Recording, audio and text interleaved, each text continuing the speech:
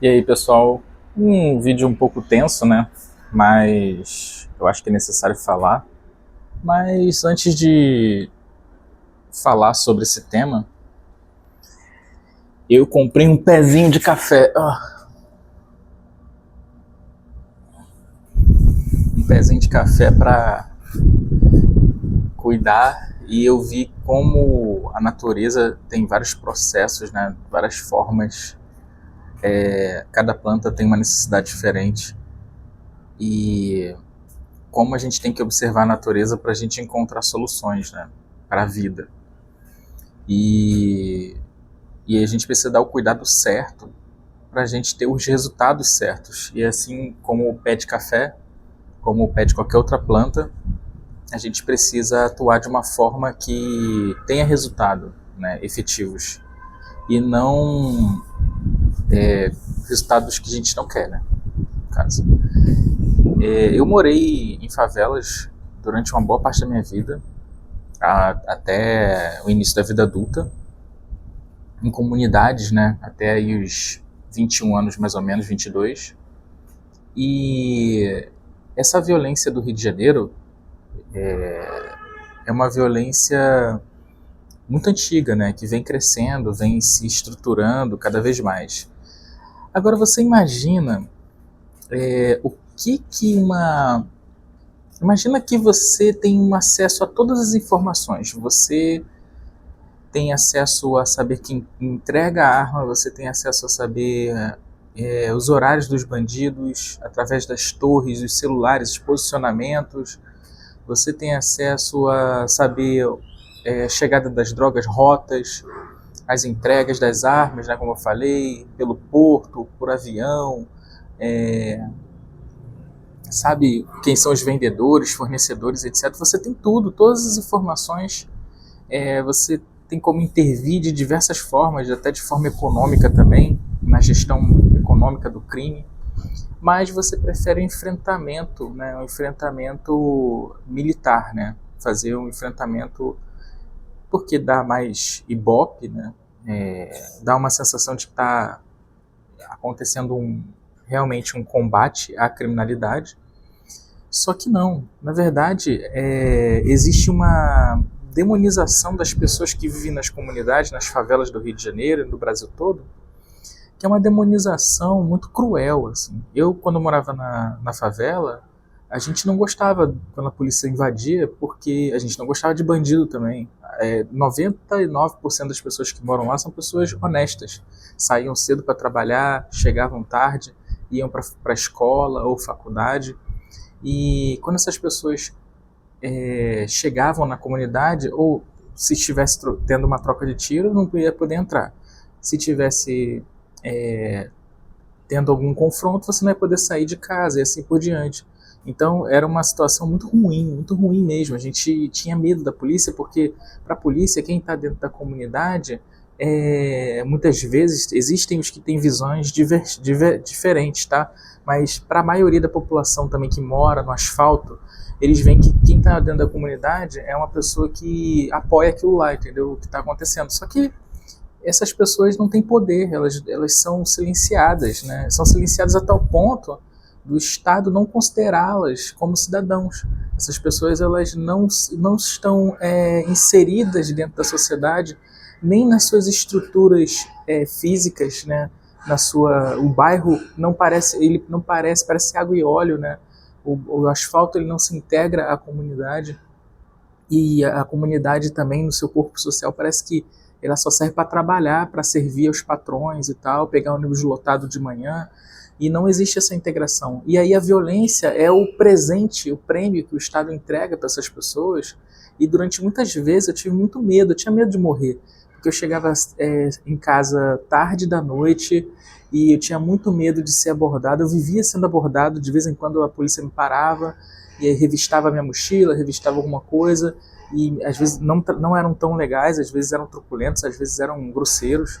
Então, assim, a bandidagem também já me parou, então é muito complicado. Tipo assim, você viver numa cidade em que, ou num lugar em que você sofre tanta pressão assim também, do seu meio, daquele aquele lugar ali não é um lugar legal, sabe? Não é um lugar onde você consegue construir um bem-estar social e uma saúde de fato. Então, aquele ambiente deixa as pessoas doentes também. Agora você imagina, eu passava noites acordado ouvindo tiroteio, às vezes tinha que deitar no chão por causa de tiroteio perto de casa. Uma vez explodiu uma granada na nossa porta praticamente, estilhaçou a janela, caiu alguns estilhaços na parede, né? Você ouve a gritaria do pessoal falando: atira aqui, atira ali, ele tá ali no muro e tal, alguma coisa do tipo. Então você vê que a guerra ela é muito destrutiva e ela só beneficia a um grupo muito específico, que é dos políticos, né, que querem demonstrar que aquilo ali é um combate efetivo. Só que existem já dezenas de exemplos no mundo todo de como é que você faz um combate à violência de uma forma correta, de uma forma eficiente de fato. E não é esse. Esse enfrentamento aí, ele é uma das partes, junto com a inteligência. Ele não funciona assim desse jeito. Porque a gente já está tendo esse enfrentamento no Rio de Janeiro, por exemplo, desde a década de 80. Né, há muito tempo já tem esse tipo de enfrentamento e ele só vem se intensificando, ele só vem piorando. Se fosse realmente uma forma de eficaz, né? Olha, a gente entrou na favela, matou todo mundo e pô, deu certo. A gente conseguiu acabar com o crime ali. Daqui a pouco, um mês depois, está tudo de volta, ou antes disso. Eu vi muito isso acontecer. Eu vi a favela tomada pela polícia muitas vezes e passava algumas semanas, rapidamente eles estavam todos nas bocas de novo e já estava tudo dominado novamente. Então é ineficaz, não faz bem para ninguém, né? E não faz o que deve ser feito, né? Que é inteligência, busca pelos financiadores ou aqueles que estão recebendo dinheiro. Hoje em dia o dinheiro é rastreável demais, dá para rastrear, dá para saber. Eles sabem tudo. Imagina isso que é irritante. Eles sabem tudo que você faz na sua vida. Hoje em dia você sabe tudo, tudo, tudo. Não se engane. Sabem quanto você gasta, o quanto você come, no mercado, o que você faz, o que você deixa de fazer, na internet. Eles sabem tudo. Eles só não sabem combater o crime organizado. É curioso isso, né? É muito curioso em pleno 2025, se a era da informação, e parece que os órgãos do Estado não têm informação. Eles só sabem ir lá invadir, fazer o confronto, né, e tal. E aí é uma coisa que eu sempre questionava. A gente treina pessoas para serem assassinos autorizados do Estado? Será que esse é um caminho? Essas pessoas têm família, estão aí dirigindo no trânsito, estão se envolvendo com a sociedade, e que tipo de cidadão é esse que vai lá, autorizado pelo Estado, tem coragem de trocar tiro, mas muitas vezes, como existem diversos levantamentos aí dos direitos humanos e tal, de que essa violência muitas vezes é exagerada lá no calor do momento, existem passam dos limites muitas vezes, né? A gente sabe aí nas investigações, isso não é de hoje. Então, se a gente sabe que existe essa quebra da lei pelo agente da lei, então você está tendo a formação de um cidadão que é um cidadão que trabalha para o Estado, onde ele é corrompido num processo, onde ele tem que quebrar regras legais, né? Infringir a lei para fazer o seu trabalho muitas vezes, porque quantas execuções sumárias, quantas investigações não tem por aí desse estado violento, né? Porque o cara entra na favela, pega o cara com um fuzil lá no beco, muitas vezes o cara tá rendido, mas e aí? Quem é que tá vendo, né? Acontece. Então, é isso que eu tô falando. Tá bom, mas aquele cara acordou de manhã para ir lá trabalhar, fazer o trabalho dele, a missão dele, e o outro acordou de manhã para traficar. Isso é uma questão filosófica do qual a gente tem que pensar um pouco também, porque você pegar essa pessoa que está aí, é um agente, está aí andando armado, é uma pessoa que na semana passada matou 3 pessoas num confronto, e achar que essa pessoa está saudável, é muito difícil. Me desculpe, é muito difícil, gente.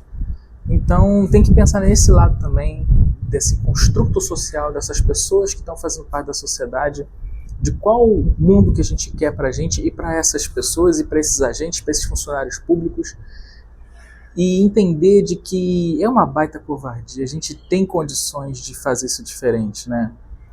Entender que a gente tem condições de levar paz para a sociedade, levar segurança, né? Só que não querem, simplesmente não querem. É só você ver os investimentos aí na Copa, na Olimpíada, no Pan-Americano, não sei o que lá. Quantas comunidades teriam sido, como é que eu vou te dizer, não destruídas, né? Mas assim reconstruídas, abrindo vias, construindo prédios, construindo infraestrutura, construindo quadras de esporte, construindo novos batalhões, construindo novas estruturas de segurança, construindo meios para que do ir e vir, acabando com vielas. Quanto desse dinheiro poderia ter sido destinado para algo que seria duradouro ao invés de um estádio de futebol, muitas vezes? Ou ao invés de uma vila olímpica abandonada, sabe? Você poderia ter construído algo que mudaria a cara daquela sociedade e mudaria para sempre a vida das pessoas. É sobre isso que eu queria falar hoje. Fica aí o meu pé de café.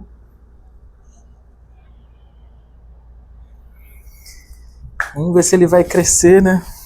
Mas eu tô cuidando, tentando cuidar do jeito certo para que dê tudo certo. Obrigado aí, pessoal. Até mais.